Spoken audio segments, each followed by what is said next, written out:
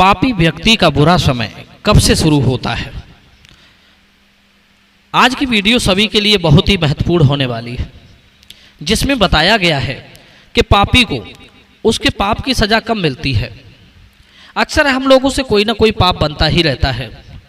कुछ लोग तो ऐसे होते हैं जिनकी पूरी जिंदगी ही पाप से निर्मित हुई है, उनकी पूरी दिनचर्या ही पाप कर्म से बनी हुई है, जिनका परिवार ही पाप की कमाई से पल रहा है और वे अपने आप को सुखी महसूस कर रहे हैं, जिनके पास धन दौलत की कोई कमी नहीं है।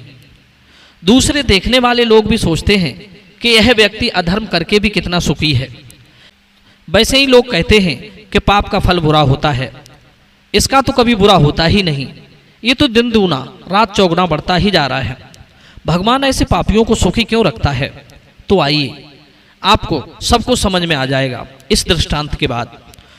तो चलिए वीडियो में बने रहिए वीडियो की समाप्ति तक। एक बार एक गांव में दो सेठ रहते थे। एक सेठ की दुकान परचूनी की थी और दूसरे की हलवाई की। दोनों की दुकानें आमने सामने थी। उनमें से एक तो बड़ा ईमानदारी से अपनी सौदा बेचता था और दूसरा जो हलवाई था वो दूध में पानी मिलाकर बेईमानी और अधर्म पूर्वक व्यवहार करता था। थोड़े ही दिनों में हलवाई मालदार हो गया और ईमानदार व्यक्ति गरीब हो गया।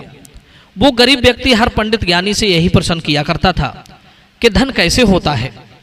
उत्तर मिलता था कि धर्म से ही धन होता है। अब वो यह सोचकर बड़ा हैरान रहता था कि यदि धर्म से ही धन होता है तो उसका पड़ोसी अधर्म से कैसे मालदार होता जा रहा है। एक दिन उसके द्वार पर एक ज्ञानी साधु आए। उनसे भी उसने वही प्रश्न किया कि यदि धर्म से ही धन होता है तो अधर्म करने वाले मालदार क्यों होते हैं। प्रश्न सुनकर महात्मा जी चुप हो गए और कुछ दिन के लिए वहीं ठहर गए। धीरे धीरे कुछ दिन बीत गए। एक दिन महात्मा जी उस ईमानदार आदमी से बोले कि चलो भाई, आज तुम मेरे साथ गंगा स्नान करने चलो। मित्रों, अब तो महात्मा जी के साथ वो ईमानदार व्यक्ति चला गया। वहां पहुंचकर महात्मा जी ने एक आदमी से अधिक गहरा गड्ढा खुदवाया और उस गड्ढे में उस ईमानदार व्यक्ति को खड़ा किया। उसके बाद महात्मा जी ने दूसरे लोगों से उस गड्ढे में जल डालने को कहा। कई लोग घड़ा भर भर कर गड्ढे में जल डालने लगे। 100-200 घड़ा जल डालने के बाद पानी उस व्यक्ति की गर्दन तक आ गया। ईमानदार व्यक्ति बोला, महात्मन, अब यदि 2-4 घड़े और डलवा दिए तो मैं डूबकर मर जाऊंगा। महात्मा जी बोले, यदि 100 घड़ा पानी डालने से तू नहीं मरा तो अब 2-4 घड़े डलवाने से कैसे मर जाएगा। महात्मा जी बोले, चिंता ना करो, मैंने ये सब तुम्हारे प्रश्न का उत्तर देने के लिए किया था। इस जल की तरह पाप जब तक मनुष्य के कंठ तक रहता है तब तक पता नहीं चलता। जब आगे बढ़ जाता है तब दम घुटने लगता है, तभी उसका दुष्परिणाम मालूम पड़ता है। इसी तरह जब अधर्म से अर्जित की गई संपत्ति या तो आग लगने से भस्म हो जाती है, या चोर चुरा ले जाते हैं, या फिर किसी रोग या मुकदमेबाजी में समाप्त हो जाती है, तभी उसका दुष्परिणाम मालूम होता है। वास्तव में तो धर्म से ही धन की रक्षा होती है। पाप की सजा मिलने में उतना ही विलंब समझना चाहिए जितना भगवान श्री कृष्ण ने शिशुपाल को मारने से पहले किया था। शिशुपाल जब सभा के बीच गाली निकाल रहा था और भगवान कृष्ण मौन खड़े थे, तब सब लोग यही समझ रहे थे कि शिशुपाल का भगवान कृष्ण कुछ नहीं कर पाएंगे। ठीक उसी तरह जब पाप और अत्याचार करने वाला व्यक्ति जब धनवान और सुखी संपन्न बनता जाता है, तब सबको यही लगता है कि वो अधर्म करके भी फलता जा रहा है।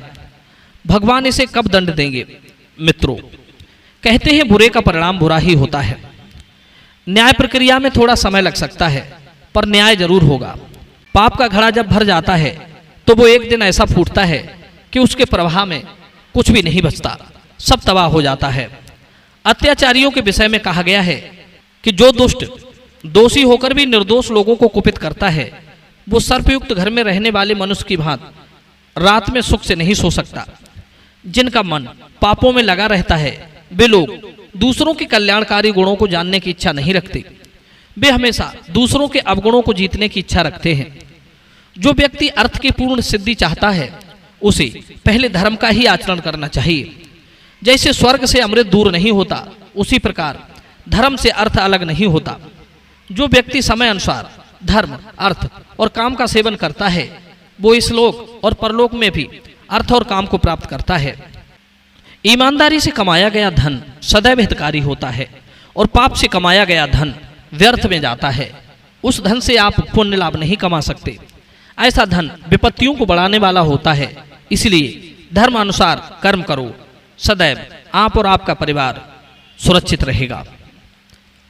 मित्रों, वीडियो पसंद आया हो तो वीडियो को एक लाइक अवश्य करना।